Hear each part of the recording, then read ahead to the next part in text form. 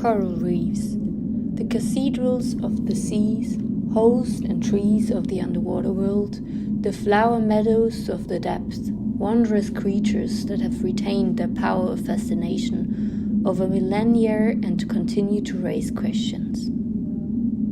Networks that are on fire and lose their inhabitants through the action of man, a richness of color that fades to white. Limestone skeletons litter the sea, ash covers the ground, ecosystems that die.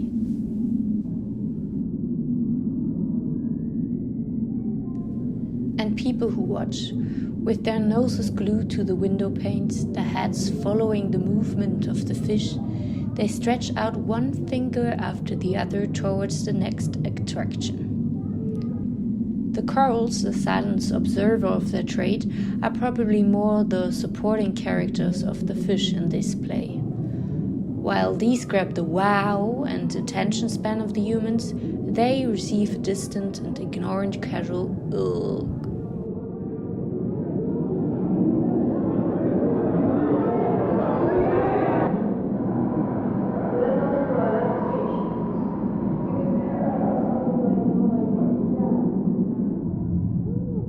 They look so interesting, with their multitude of species resembling roses' brains, fans, feathers, bags, plates, cups, hands and hair, salads, stones, bubbles, trees and goblets.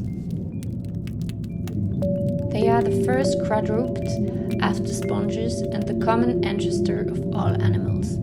The majority of them live in colonies and some of them even harbor other protozoa.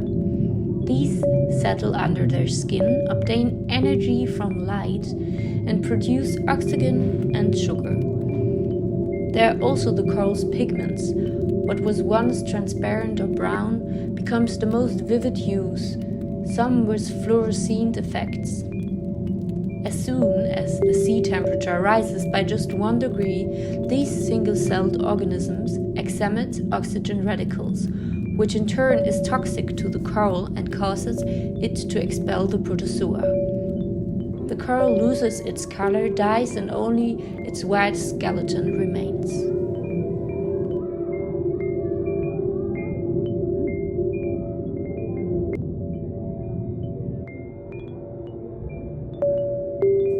Coral reefs are graveyards, playgrounds, and sanctuaries, all in one. They are a fascination that goes beyond the mere man-made name-giving. They invite the viewer to understand them and above all, produce a need to want to experience them.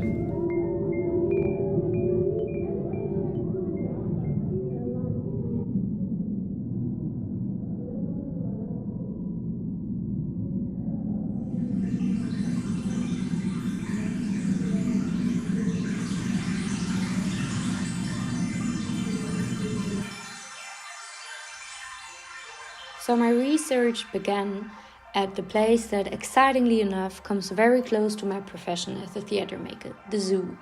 A place of spectatorship, illusion and spectacular, but also a place of sandwiches and trolleys. Spectacular tourism with a view of glass panes behind which animals dwell. The place where I would probably come closest to the coral for the time being.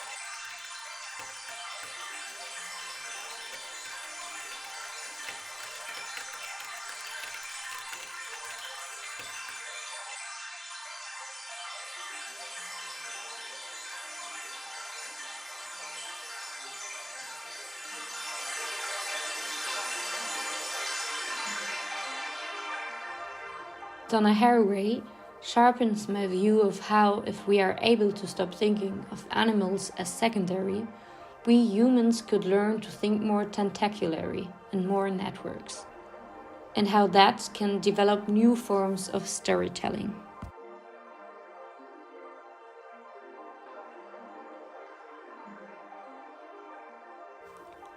I'm delving into the construction of a coral skeleton and the different types of protozoa to find a form for my artistic exploration.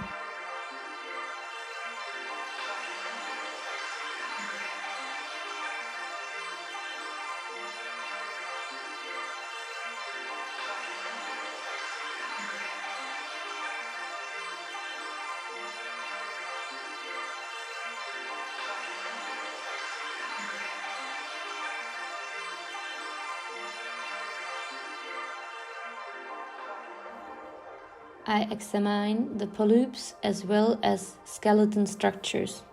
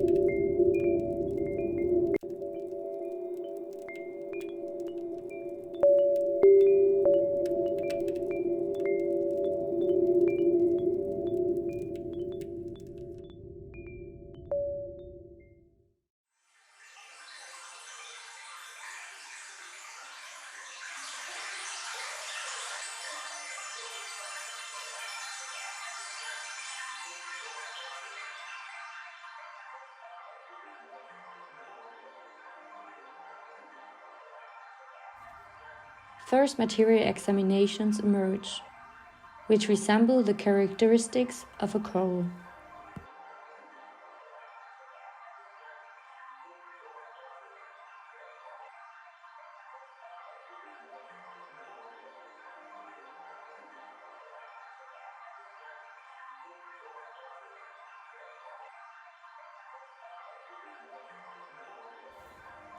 As well as creating imitations in the form of 3D prints and silicon molds.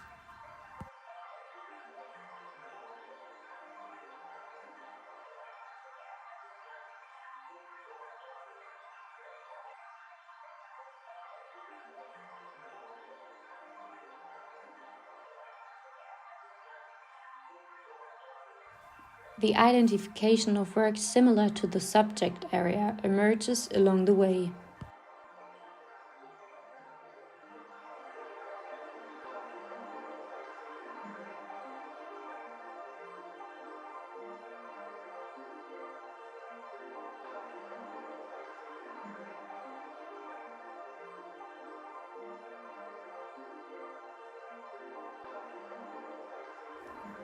While one branch of the coral forms itself into an installation, the other continue to spin, a research that seems to find no end.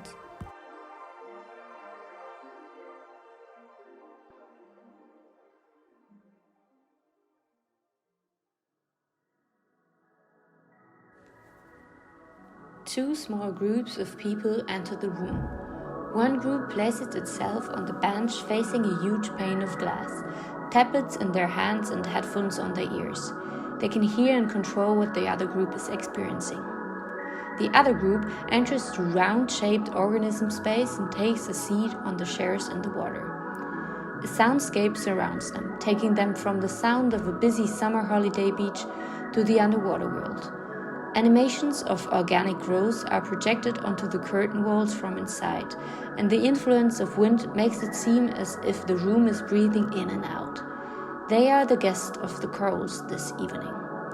The group on the bench is able to increase the water temperature on their tablets, as well as change the colors of the light, and make the sound more quiet by walking closer to the glass.